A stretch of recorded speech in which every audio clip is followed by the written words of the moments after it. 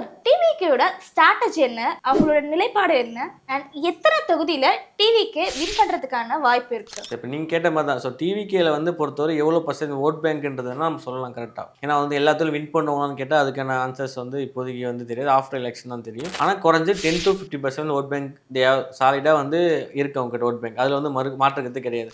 But தொகுதியை போட்டு various ஆகும். எக்ஸாம்பிள் வந்து அர்பனில் ஒரு மாதிரி ஓட்டு வாங்குவாங்க, வில்லேஜ் சைடில் ஒரு மாதிரி ஓட்டு வாங்குவாங்க, அதனால கோஸ்டல் சைடாக இருக்குது. ஸோ கோஸ்டலில் ஒரு மாதிரி ஓட்டு வாங்குவாங்க, அண்ட் ஆல்சோ ரிசர்வ் தொகுதியில் ஒரு மாதிரி ஓட்டு வாங்குவாங்க, அண்ட் அப்பார்ட்மெண்ட் சைட் ஸோ அதில் மாதிரி ஒரு மாதிரி ஓட்டு வாங்குவாங்க.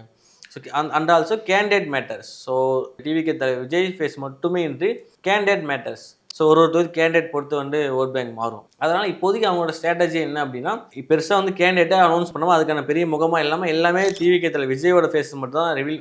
அதை வச்சே அவங்க வந்து பிளான் பண்ணுற மாதிரி பண்ணிட்டு இருக்காங்க. இத்தனை தொகுதி வின் பண்ணுவாங்கன்றது யாருக்குமே தெரியும். ஏன்னா இது வரைக்குமே அவங்களோட டேட்டாவுமே சரி, நம்ம டேட்டா எல்லாருமே நிறைய சர்வே எடுத்திருக்காங்க. எந்த ஒரு சர்வேயுமே ப்ராப்பராக வந்து லீடிங்கில் வந்து டிவிக்கோட கட்சி லீடிங்கில் வந்ததே இல்லை. செகண்ட் பிளேஸில் இருக்காங்க, ஆல்மோஸ்ட் ஈக்குவலில் இருக்காங்க. ப்ராப்பராக அவங்க 30% 50% எந்த ஒரு தொகுதியிலுமே அதுமாதிரி கிடையாது. ஸோ பேட்டில் கிரவுண்ட் இருக்குது, க்ளோஸ் கால்லாம் இருக்குது, இல்லைன்னு சொல்ல முடியாது. அந்த தொகுதி வைஸ் மாறும்.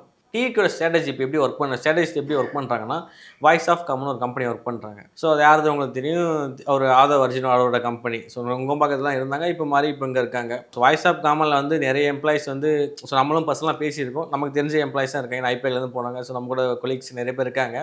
அவங்களுக்கே தெரியுது ஸோ வந்து அங்கே எப்படி உள்ள போகுது. ஸோ அதனால் நம்ம எல்லாத்தையும் ஸ்ட்ராட்டஜியாக வெளில சொல்ல முடியாது. ஸோ எந்த மாதிரி ஒர்க் பண்ணுறாங்க, ஸோ கால் சென்டர் எப்படி ரன் ஆகுது, ஸோ எப்படி சர்வே எடுக்கிறாங்க, எல்லாமே நமக்கு தெரியும். ஸோ ஆனால் அவங்க ஸ்ட்ராட்டஜி எப்படி இருக்குன்னு நமக்கு புரியுது. பட் ப்ராப்பரான ஸ்ட்ராட்டஜி அவங்க டீம் அவங்க ஒன்றும் இல்லை அவங்ககிட்ட.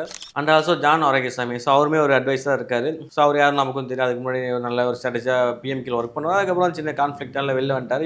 இப்போ அவரும் டீம் வச்சு ஒர்க் பண்ணுறாரு. ஆஸ் வெல் அஸ் இதே டைமில் விஓசி ஒர்க் பண்ணுறாங்க. இதை விட இன்னொரு இம்பார்ட்டன் என்ன, நம்ம ஜெகதீஷ் பழனிசாமி அவருமே வந்து டிஜிட்டல் ஹெல்ப் பண்ணுறாரு. ஸோ அந்த மீம்ஸ் பேஜாக இருக்கட்டும், இன்ஃப்ளூன்சர் பேஜாக இருக்கட்டும், அதை ஃபுல்லாமே ஸோ அவங்க கவர் பண்ணுறாங்க. ஸோ அதில் மூலியமாக தான் நிறைய வந்து இப்போது டெய்லி ரீல்ஸ் நீங்கள் பார்ப்பீங்க. ஆல்மோஸ்ட் வந்து இப்போ இருக்க ரீசெண்டாக லாஸ்ட் 2-3 மந்த்ஸாக வந்து comparative other IT wings like DMK, ADMK, BJP, whatever, NTK எல்லாரையும் தாண்டி டிவிக்கோட ஐடி விங்ஸ் பயங்கரமாக ரன் பண்ணுற ரீசனுமே அவங்களுக்கு தெரியும். So digital campaigns how powerful அப்படின்னு சொல்லிட்டு, அதனால் வந்து எல்லாருமே இந்த டெய்லியும் ரீல்ஸ் போடுற மாதிரி அவங்க ஸ்ட்ராட்டஜி வச்சிருக்காங்க. அதே வந்து வியூஸ் வரும். பட் வியூஸ்லாம் ஓட்டாக மாறுமான்னு கேட்டால் அது கிடையாது. எல்லாமே டிஜிட்டலாக வச்சிருக்காங்க. ஆனால் அந்த கிரவுண்ட் ஒர்க்ன்றது கம்மியாக இருக்குது அவங்ககிட்ட. ஸோ அன்றைக்கு கூட ஆதவ அர்ஜுனா ஒரு இன்டர்வியூ சொல்லியிருந்தார், எங்கள் தலைவர் வந்து பேசினாருன்னா வந்து ஒரு 4M வியூஸ் போகுது, ஸ்டாலின் பேசினா 10,000 வியூஸ்க்கும் போக மாட்டேங்குன்னு சொல்லிட்டு ஏதோ இன்டர்வியூ பேசினா நினைக்கிறேன். ஸோ அதெல்லாம் புரிஞ்சிக்கணும். அவங்க சும்மா ஏதோ ரேண்டமாக மேலே பேச்சுக்கு பேசிட்டு போனால் கடைசி பேசினே இருக்கலாம். அவங்களே வந்து கன்ஃபியூஸ் பண்ணிப்பேன், அவங்களே ஏமாத்திப்பாங்க. நீங்கள் தான் வந்து சிஎம் ஒரு மைண்டில் சொல்லிட்டு இருந்தால் ஓகே, நம்ம சிஎம் மைண்டில் வந்துடும். But data will speak. After 26 plan தெரியும். பட் அதுக்கு முன்னாடியே அவங்க டீம்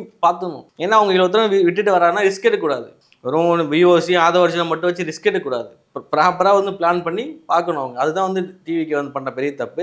இன்னும் கொஞ்சம் இன்டெப்த்தாக ஒர்க் பண்ணி நல்ல டீம் வச்சுருந்தாங்கன்னா மேபி நம்ம இப்போ சொன்ன டேட்டா விட வின் பண்ணதே சான்சஸ் இருக்குது. ஐ மீன் 70-80 தொகுதி வின் பண்ண சான்சஸாக இருக்குது. ஆனால் அந்த தொகுதி அவங்க சூஸ் பண்ணணும். ஸோ நம்மகிட்ட இருக்க டேட்டா இருக்கும், பட் அவங்ககிட்ட நம்ம இதை விட டேட்டா இருக்குது, இருந்தாலும் அதுக்கான வேல்யூ அவங்ககிட்ட இல்லைன்ற. ஸோ ஏன்னா விஓசி நமக்கு தெரிஞ்சதான் சொல்கிறேன். ஸோ விஜயோட நிலைப்பாடு இப்போதைக்கு இதான் இருக்குது. அவங்களோட வின் பண்ணுற தொகுதியுமே 70-80 வந்து செகண்ட் பிளேஸில் சான்ஸ் இருக்குது. கொஞ்சம் புஷ் பண்ணால் ஃபஸ்ட் பிளேஸ் கூட வருவாங்க. அண்ட் தென் ஆஃப்டர் அலைன்ஸ் பொறுத்து மாறும். இப்போதைக்கு அவர் கூட அலைன்ஸ் யாரும் இல்லை. ஃபியூச்சரில் ஒரு 2-3 பார்ட்டி வர மாதிரி இருக்குது. ஒரு சின்ன பார்ட்டி தான் வரும். வந்தாலும் அவங்களுக்கு வந்தாலும் ஒரு 2-3 அவருக்கு ஒரு 2-3% ஒரு ஓட் பேங்க் அவருக்கு இன்க்ரீஸ் ஆகும். ஸோ இப்போதைக்கு டிவிக்கு விஜய் நிலைமை தான். நம்ம ஃபியூச்சரில் நம்ம ஃபர்தராக பார்ப்போம். இந்த மாதிரி இன்னும் நிறைய பொலிட்டிக்கல் கான்டென்ட்ஸ் தெரிஞ்சுக்க நம்ம சேனலை சப்ஸ்கிரைப் பண்ணிக்கோங்க.